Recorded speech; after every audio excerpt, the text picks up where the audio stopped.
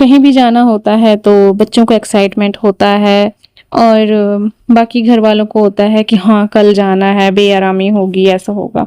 पर एक हाउसवाइफ को जो घर का पूरा काम करती है उसे ये होता है कि मेंटेन कैसे करूंगी, कैसे उठ के सुबह पूरे काम ऐसे करूंगी कि आने के बाद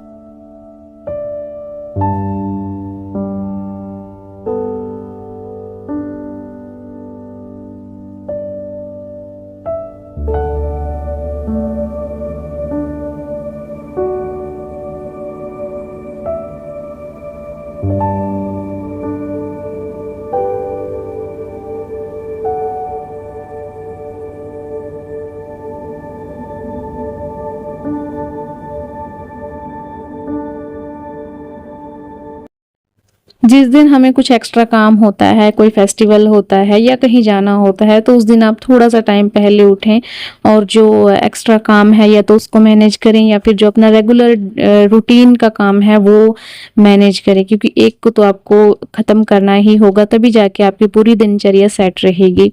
तो आज मैं भी मतलब कहीं जाना भी है और कुछ हमारे लिए मतलब एक दिवस भी है, पितृतिथि है हमारी, तो उसमें हमें खाना देना होता है मंदिर में, तो वो भी है और फिर दूसरा जाना भी है उसी के लिए हमें। तो आज मैं भी फिर अपना थोड़ा टाइम पहले उठी और उठ के अपने जो रेगुलर काम थे, डेली रूटीन के काम थे, पहले मैंने वो किए।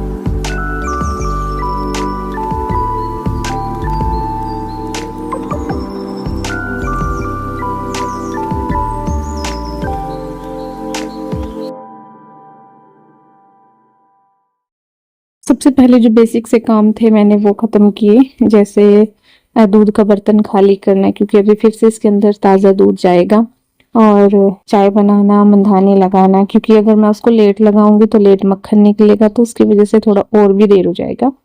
तो बेसिक से जो काम रहते हैं जिन पे दूसरे लोग भी डिपेंड रहते हैं, जैसे अब उठेंगे सब तो चाय पियेंगे, तो चाय बनाना ज़्यादा ज़रूरी था, और दूध के बर्तन खाली करना, क्योंकि दूध निकालने के बाद फिर वो भी चाहिए होते हैं। वैसे चाहे अभी इस टाइम कोई पिए या ना पिए, पर बनानी होती है, क्योंकि कब कौन उठ जाता है नहीं पता है ना। और थोड़ा सा दूध गिर गया था तो मैंने उसे बर्तन के अंदर ही डाला और बस फिर इसको साफ कर दूंगी। जैसे जैसे चाय बनती जा रही है वैसे ही मैं साथ ही साथ यहाँ पे आटा लगा के रख दूंगी। आटा लगाना इतना ज़रूरी नहीं था अभी, पर फिर ये टेंशन फ्री रहते हैं कि सिर्फ रोटियां बनानी हैं, तो अपना काम मतलब कुछ ऐसे करे कि अगर आपको at the time plan change करना पड़े तो आपके पास मतलब दूसरा ऑप्शन भी हो।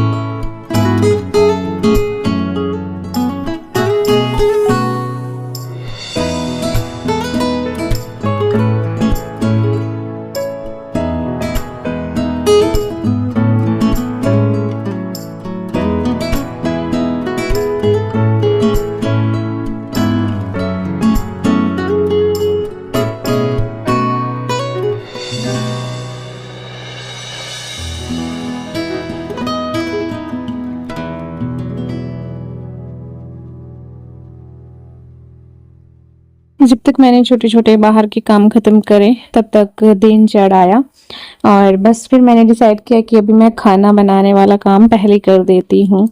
कपड़े आज नहीं धुलने हैं क्योंकि आज पितृतिथि है, और उसी के लिए फिर मैंने खीर बनने रख दी। मेरा प्लान था कि मैं खीर और हलवा बनाऊंगी और मंदिर में दे देंगे, और घर के लिए मैं रोटियां बस अभी बना के रख दूंगी। पर जब चावल डाले और थोड़ी देर बाद मैंने खीर को पकाना शुरू किया तो दूध था जो वो सारा फट गया। पता नहीं रीजन क्या था, बिल्कुल ताजा दूध था और रीजन मुझे नहीं पता, पर दूध फट गया था। पहले मैं सोचती रही कि शायद उबलेगी इसीलिए थोड़ा ऐसा, फिर जब मैंने बिल्कुल ध्यान से देखा तो कुछ अलग ही सीन था। तो मेरा जो खीर हलवा बनाने का प्लान था वो पूरा खत्म हो गया। तो अभी फिर मुझे दूसरा प्लान था कि अभी मुझे सब्जी, रोटी और हलवा देना है। तो जब एट अ टाइम ऐसे प्लान चेंज हो जाते हैं तो हमारा काम और हमारा जो भी हमने टारगेट प्लान बनाया होता है वो सब एकदम से टाइम टाइम फिश हो जाता है। तो आज मेरे साथ भी यही हुआ, पर मैंने थोड़ी देर के लिए इसको छोड़ के रखा कि शायद ठीक है मुझे थोड़ा है, क्योंकि दूध बिल्कुल ताज़ा था। बट कुछ प्रॉब्लम चल रही थी। जो पशु है हमारे, मतलब जो भैंस है, उसको कुछ प्रॉब्लम चल रही थी, उसके कारण ये सब हुआ था। तो वो तो हो गया खत्म। और यहाँ पे मैंने रखा है धुआं, मोर्टिन के टुकड़े थे, तो वो मैंने आग का एक टुकड़ा लिया, इसके ऊपर मैंने जो छोटे टुकड़े टूटे हुए थे जिनको हम यूज नहीं कर सकते थे वो मैंने इसके ऊपर रखे, क्योंकि जैसे ही हम मच्छरदानी है जो पशुओं के ऊपर करते हैं तो बाहर वाले मच्छर अंदर घुस जाते हैं, और फिर खाना बनाना, और पक्ष भी मेरा बेटा यहीं पे सोया हुआ रहता है तो वो अंदर घुस जाते हैं, तो बहुत ज्यादा परेशान करते हैं, दरवाजे खुले होते हैं। तो इसलिए मैं सुबह भी एक मतलब मोर्टिन है जो कछुआ छाप बोलते हैं, वो मैं सुबह भी एक जला देती हूँ। टुकड़े होते हैं उनको हम आग के ऊपर रख देते हैं, जिससे कमरे के लॉबी के अंदर मैंने रख दिया है। ना ही मैंने मेरे पास रखा, ना ही मैंने पक्ष के रूम में रखा, क्योंकि एकदम से इतना मतलब धुआं अच्छा नहीं होता है, हमारी हेल्थ के लिए बुरा होता है। तो मैंने लॉबी में रखा, तो उसकी वजह से ये था लॉबी के मच्छर भी बाहर निकल रहे थे और थोड़ा थोड़ा धुआं दोनों तरफ जा रहा था, जिससे मच्छर परेशान ना करे। तो वहां पे वो था, और यहाँ पे मैं साथ ही साथ बना दूंगी रोटियां सबके खाने के लिए। और जब मैंने देखा कि हाँ खीर अभी फट गई है, तो फिर मैंने खीर का जो बर्तन था वो मैंने इसको बाहर रख दिया कि ठंडा होने के बाद किसी पशु को ही दे देंगे, खा लेंगे। और मैं फिर बनाऊंगी सब्जी। तो अब मुझे ये देखना था कि इंस्टेंट क्या बन सकता है जल्दी जल्दी। तो मैंने फटाफट से बनने वाली आलू सोयाबीन की सब्जी बनाई। सोयाबीन को सोक कर दिया गर्म पानी में, और फटाफट से आलू, टमाटर, प्याज, हरी मिर्च सब काटा। तब तक जो सोयाबीन था वो अच्छे से मतलब सोक हो गया था पानी उसके अंदर, वो सॉफ्ट हो गया था। तो फिर वो सब्जी मतलब बेस्ट ऑप्शन रहता है। तो कुछ ऐसी चीज़ें हमें हमारे घर में अवेलेबल रखनी चाहिए जो जल्दी से इंस्टेंट से मतलब बन जाए। और फिर हम चल पड़े थे, मैंने खाना वाना सब मंदिर में दे दिया था, किचन साफ कर दिया था, झाड़ू वगैरह लगा के सब कुछ। फिर मैं रेडी हो गई और चल पड़े हैं हम अपनी मंजिल की तरफ। और यहाँ पे आपने मेरे ब्लॉग में मेरी सिस्टर को देखा होगा, दीप देवांशी, तो ये उनका गांव है।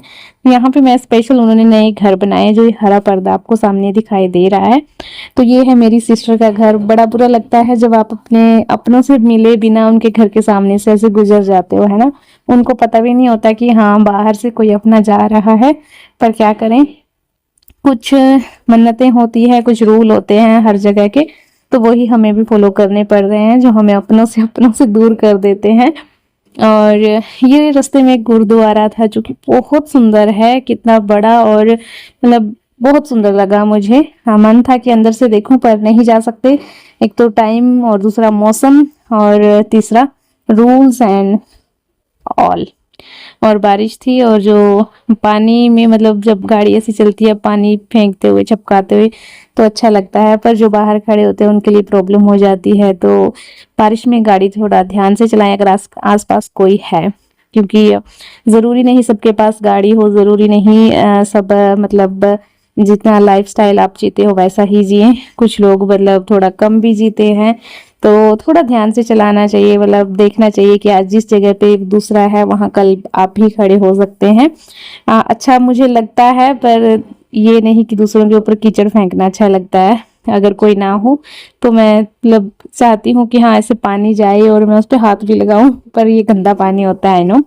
तो हल्की हल्की बारिश चल रही थी, काफी सफर बहुत ही सुहावना, बड़े मजेदार हो रहा था, मतलब बहुत अच्छा लगा था ऐसे मौसम में सफर करके। तो चलिए चलते हैं अपनी मंजिल की तरफ।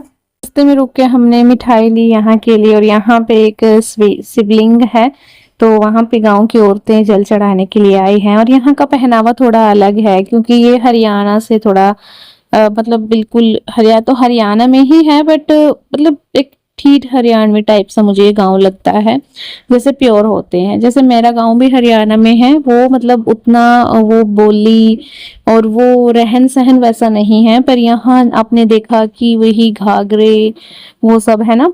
और यहाँ पर आने के बाद फिर हमने सबने यहाँ पे जल चढ़ाया शिव जी के ऊपर, और यहाँ पे औरतें आई थी, पूजा भी कर रही थी, तो हमने भी सबने मिलके जल चढ़ाया और बहुत अच्छा लगा। ये आई थिंक स्वयंभू शिवलिंग है यहाँ पे। पूरा एग्जैक्ट तो मुझे नहीं पता, पर हाँ मुझे ऐसा ही लग रहा है कि यहाँ पे स्वयंभू शिवलिंग है। और सावन में अगर आपको ऐसे शिवलिंग पे जल चढ़ाने को मिले तो बात ही अलग है, भाग्य ही, मतलब इतना अहो भाग्य बोलते हैं ना, कि मतलब भाग्य उदय हो जाना या बहुत अच्छे कर्म होना। तो मुझे तो ऐसा ही लगता है।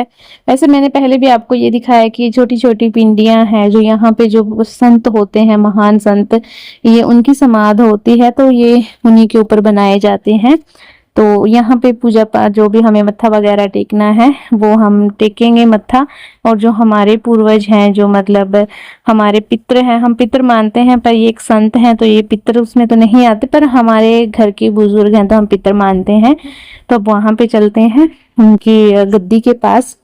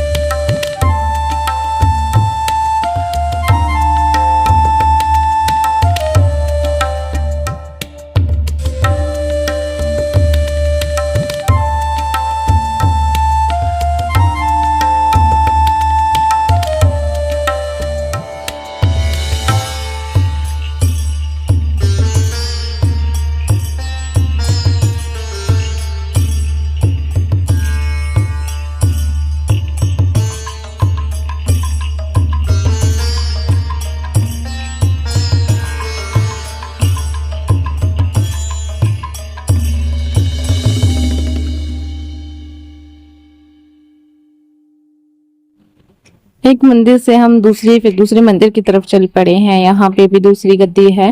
तो बताया जाता है कि जो हमारे ये पूर्वज हैं, हमारे पितृ हैं, ये बहुत दूर दूर तक इनकी गद्दियां हैं, बहुत मतलब मुंबई बम्बे तक इनकी मान्यता है।